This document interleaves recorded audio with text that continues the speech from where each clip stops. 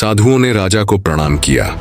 फिर राजा उनसे पूछा, तलाशी करने लगा, परंतु साधुओं की दलील सुनकर राजा संतुष्ट हो गया और फिर अपना खेल प्रारंभ करने को कहा। जोगियों ने अपने अपने वाद्य यंत्र बजाने शुरू किए। सारा दरबार मोहित हो गया। राजा ने सोने का मुकुट देकर विश्राम करने का आग्रह किया। उदल बोले, हमें पता चला है कि लाखा नाम की नर्तकी आपके दरबार में है। उसके नाच की प्रशंसा हमने काशी में सुनी थी। राजा ने तुरंत संदेश भेजकर लाखा पातुर को बुलवाया। नाच फिर शुरू हुआ। जोगियों ने अपने साज बनाए। नाचते नाचते लाखा जोगियों के बहुत करीब चली गई। उदल ने रानी से प्राप्त 9 लखा हार लाखा पातुर को दे दिया और कहा, हम महोबा के राजकुमार हैं, इस हार को संभाल कर रखना। और जोगी वहां से चल पड़े। लाखा ने हार को लाख छिपाया, पर जम्बई राजा को हार दिखाई पड़ ही गया। राजा ने अपने को ठगा महसूस किया। राजा ने करिया राय से कहा, जल्दी जाकर जोगियों को पकड़ो, वे जोगी नहीं, महोबा के राजकुमार हैं। राजा के आदेश पर करिया राय जोगियों के पीछे चला। करिया राय ने तलवार खींच ली और रुकने को कहा। फिर तो उदल मलखान आल्हा ढेवा। चारों ने तलवारें निकाल ली। मलखान बोला, जोगियों के धोखे में ना रहना, अगर एक कदम भी आगे और रखा तो जान से हाथ धो बैठोगे। करिया राय बेबस होकर वापस चल दिया। उसने आकर जम्बई राजा को सारी घटना बता दी और समझा दिया कि ये जोगी नहीं, महोबा के कुमार हैं। राजा जम्बे ने अपने बड़े पुत्र सूरज को बुलवा लिया और फौज सजाने के लिए कहा। इधर 5 जोगी वेश पारीवुरी वन पहुंच गए। माता ने सबका स्वागत किया। उन्होंने माता को मांडवगढ़ और लोहागढ़ की सारी घटना खोलकर बता दी। उदल ने नर्मदांदी की कम गहराई वाली जगह का पता लगाया और बड़े भाई आल्हा को बताया कि नर्मदा पर मैंने बांस गाड़ कर झंडे लगा दिए है, वहां से पार करेंगे। आल्हा ने कहा, चंदन नामक बढ़ई को बुलाकर वह वुरी वन काटने पर लगाओ। चंदन के साथ 900 बढ़ई और लगे, परंतु ताला सैयद ने अपने सभी लड़कों को भी इस काम में लगा दिया तो 4-5 घंटे में सारा वन साफ हो गया। उदल के संकेत के अनुसार घास और छोटे पौधे घोड़ों के चरने के लिए छोड़ दिए गए। आल्हा को जब यह समाचार मिला तो वह बहुत प्रसन्न हुआ। जम्बई के राजकुमार अनूप अपने दरबार में बैठे थे। टोडरमल भी उनके दाहिने हाथ विराजमान थे। तभी एक हरका दौड़ता हुआ आया और सीधे अनूप के सामने जा पहुंचा। उसने कहा, महाराज, महोबा की सेना आ रही है। उसने सारा वूरी वन काट डाला है। अनूप ईतन कर खड़े हो गए और तुरंत अपनी सेना को तैयार होने का आदेश दिया। जितने प्रकार की तोपें उनके पास थी उन्हें साफ करके तैयार किया गया। हाथियों के हदे सजाए गए। सभी प्रकार के घोड़े, काले, सफेद, लंबे, ऊंचे, चित्तू, नकुला, अरबी, सब सजवा गए। टोडरपुर से सारी सेना सज धज कर चल पड़ी। सैनिक तो युद्ध वस्त्र पहनकर चले ही। स्वयं अनूप ने भी हरी वर्दी पहन ली, ऊपर कवच सहित एक अचकन पहनी जिसमें हथियार गड़े ही नहीं। फिर वह सुरखा घोड़े पर सवार हुआ। तब समर भूमि की ओर चल पड़े। दूसरी तरफ महोबा वालों की भी फौज युद्ध के लिए तैयार ही थी। संगीत वैदुर्य में फौज मैदान में जा पहुंची। उदल ने अपना घोड़ा आगे बढ़ाया तो अनूप के सामने जा पहुंचा। अनूप ने पूछा, कौन हो तुम? वूरी वन क्यों कटवाया? उदल ने परिचय दिया, महोबा वाले चंदेले राजा के हम बेटे हैं। मेरा नाम उदय सिंह राय है। अनूप ने उदल को लौट जाने को कहा। उदल ने अपना इरादा स्पष्ट बता दिया कि 9 लखा हार हाथी गज शबद घोड़ा पीहा लाखा पातुर और तुम्हारी विजय का डोला लेकर जाऊंगा। साथ मैं करिया राय का सिर काट कर ले जाऊंगा। अपने पिता का बदला लिए बिना महोबा नहीं लौट सकता। अनूप ने टोडरमल को आदेश दिया कि तोपें चला दो। इधर उदल ने भी तोपों में बत्ती लगवा दी। दोनों ओर से गोले छूटने लगे। जिस हाथी को गोला लग जाता वह चक्कर खाकर गिर जाता। पैदल सैनिकों को भी दबाकर मार देता। 4 घड़ी तक गोले चलते रहे पर कोई दल पीछे न हटा। फिर 4 कदम मैदान रह गया। दोनों ओर सांग भाले और तलवारें चलने लगी। कौन किसके सामने पड़ गया और किसे कौन मार रहा है। जगह जगह लाशें कटकर गिर रही हैं। हाथी पहाड़ से मैदान में पड़े हैं। वैदुल घोड़े पर सवार उदल हर मोर्चे पर जांच कर कह रहा है, जी जीत के चलोगे तो महोबा जाते ही सबकी पगार दुगुनी कर दी जाएगी, तुम लोग नौकर चाकर नहीं, सब हमारे भाई लगते हो। अनूप की 3 लाख सेना महोबा वालों ने आधी मार गिराई। अनूप की सेना मैदान छोड़ भागने लगी। उदल और अनूप राय फिर एक दूसरे के सामने पहुंच गए। अनूप ने खींचकर तीर चलाया, उदल बच गए।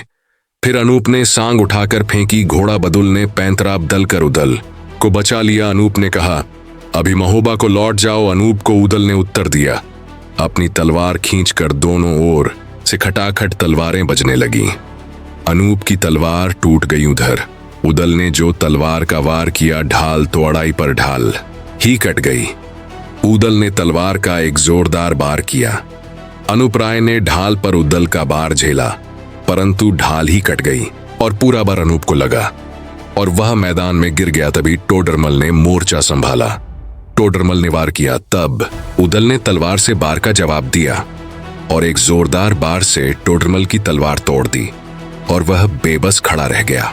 उदल ने तुरंत उसे बांध लिया और ढेवा से कहा कि इसे बांधकर जेल में डाल दो। ढेवा टोडरमल को बंदी बनाकर ले गया। इस प्रकार अनूप और टोडरमल की सेना रण छोड़कर भाग गई।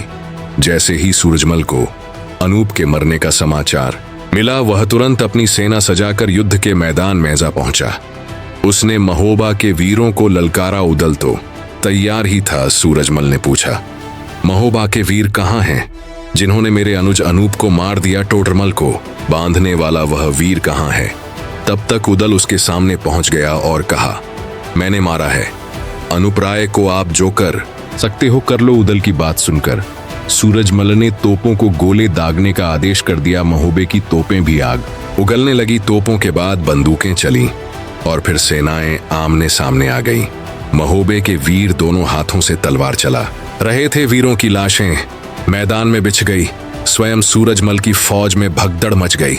सूरजमल ने कहा, इन सैनिकों को क्यों मरवाते हो? आओ हम तुम ही आपस में निपट लें। उदल ने कहा, तो करो वार। हम पहले वार कभी नहीं करते, तुम अपने मन की भड़ास निकाल लो। सूरजमल ने तीर चलाया, तीर बचकर निकल गए। फिर तलवार का वार किया तो घोड़ा फुर्ती से हट गया, वार खाली गया। उदल ने कहा, हमारा 9 लखा हार गज पक्षावट हम बा लौट जाएंगे। हाँ, साथ में विजया रानी का डोला भी चाहिए। यह सुनकर सूरजमल क्रोध से कांपने लगा और कसकर तलवार का वार किया, परंतु तलवार की मूठ हाथ में रह गई। तलवार टूटकर नीचे जा गिरी। सूरजमल को अपनी मौत सामने खड़ी दिखाई देने लगी। उदल ने उसे सुनाकर कहा, तुम्हारा वार हमने सह लिया, अब तुम मेरा वार संभालो। उदल ने नारायण को स्मरण करके और मांझी महाराज का नाम लेकर तलवार का जोरदार वार किया और तलवार सूरजमल की ढाल को काटते हुए सूरजमल की छाती में समा गई। इस तरह सूरजमल भी युद्ध भूमि में शहीद हो गया। जैसे ही सेना ने सूरजमल का यह हाल देखा तो उसकी सेना भी मैदान छोड़कर भाग गई। उदल ने कहा, हम भागते लोगों पर वार नहीं करते, यह वीरों की परंपरा है। अनूप और सूरज के समर में शहीद हो जाने पर धामन पत्र वाहक ने क्रिया राय को जाकर सूचना दी कि सूरजमल अब संसार में नहीं है। महोबा वालों ने वूरी वन काट दिया है। सूचना पाकर करिया राय ने तुरंत अपनी सेना को तैयार किया और नगाड़ा बजाते हुए युद्ध के मैदान में जा पहुंचा। वह संगीत पक्षावठंबा ले जाएंगे, इन सब के साथ तुम्हारी विजया का डोला भी हमारे साथ जाएगा।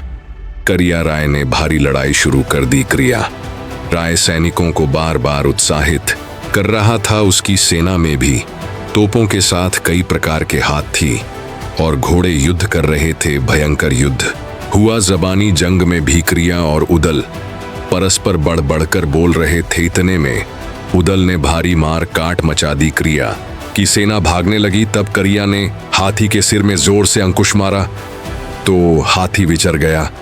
उस हाथी ने जंजीर को सूंड से पकड़कर जोर से घुमाया। जंजीर के सामने जो आ गया वह चोट खाकर गिरता ही चला गया। उदल की भी जंजीर की चोट हुई। उनका घोड़ा घायल होकर बाहर की ओर भागा। उदल के गिरते ही भारी हाहाकार मच गया। सेना में भगदड़ मच गई। हर कारे ने जाकर डेरे में आल्हा को सूचना दी। आल्हा ने तालहन सैयद को तुरंत और सेना ले जाने का आदेश दिया। मलखान और माता दिव्वला को सूचना दी। साथ में कहा कि उदल को अकेले रण में भेजना ठीक नहीं था।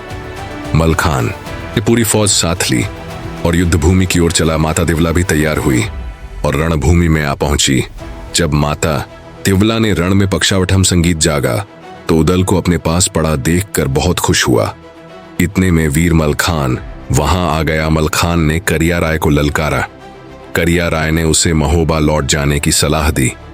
मलखान ने कहा, अपने चाचाओं का बदला लेकर और तुम्हारे द्वारा महोबा से लूटी गई हर एक चीज लेकर ही महोबा जाएंगे। करिया राय ने सांग उठाकर मारी। घोड़ी कबूतरी फुर्ती से दाएं हो गई। मलखान बाल बाल बच गया। तब करिया ने तलवार से वार किया। मलखान ने वार ढाल से उपचा लिया। फिर मलखान ने कबूतरी घोड़ी मेड़ लगाई तो करिया के हदे में दोनों पांव वजमा दिए। हौदा आधा टूट कर गिर गया। हाथी घबरा कर भूमि पर बैठ गया। इतने में मलखान उदल के पास पहुंच गए। रूपण तब तक बदुल घोड़े को ले आया।